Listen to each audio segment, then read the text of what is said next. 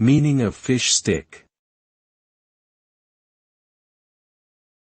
Fish stick. Fish stick.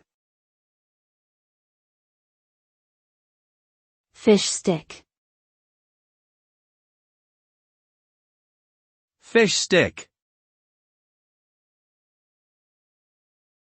A fish stick is a type of processed food made from white fish, such as cod or haddock, that has been coated in breadcrumbs and then baked or fried.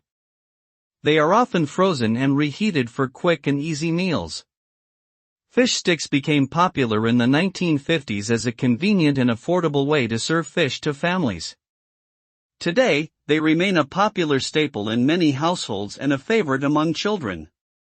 However, some people criticize fish sticks for their high sodium and preservative content, as well as the potential environmental impact of commercial fishing practices.